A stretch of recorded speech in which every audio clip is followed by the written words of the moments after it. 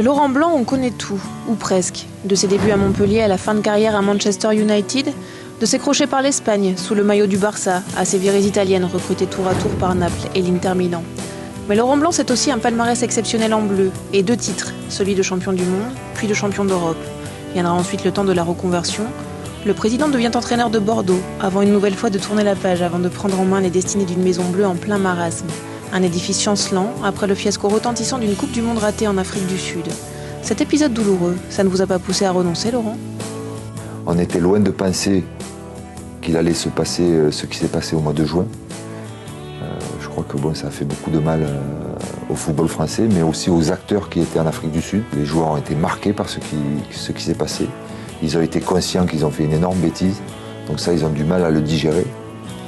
Et puis, je crois que le football français aussi a terni son image. Donc, toutes ces difficultés se sont rajoutées aux difficultés qui nous attendaient pour construire déjà un nouveau groupe.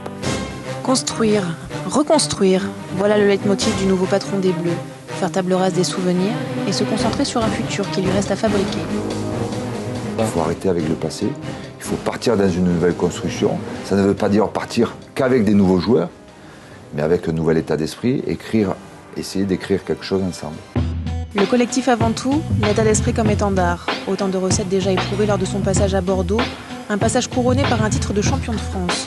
Mais Laurent, patron des Girondins et patron des Bleus, avez-vous l'impression de faire le même métier ? C'est différent, tu as l'impression pendant quelques temps de tourner au ralenti. Et puis pendant 10 jours, c'est intense au possible, avec une pression supérieure à celle que tu peux connaître en club, puisque tu as l'espérance de tout un club, de toute une nation, d'un pays entier derrière son équipe nationale. C'est difficile à assumer, mais je crois que tu le ressens, ça ? Le rôle est intéressant, est excitant. Reste désormais à trouver ses marques et à remettre cette équipe de France en ordre de marche. La priorité, la qualification pour l'Euro 2012. Échec interdit pour un président ambitieux et fier qui a décidé de jouer la transparence. En cas de raté, l'aventure sera stoppée net.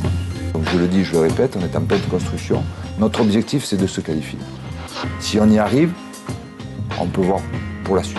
Si on n'y arrive pas, j'estime que je n'aurais pas rempli l'objectif que je me suis fixé et qu'on s'est fixé avec les joueurs.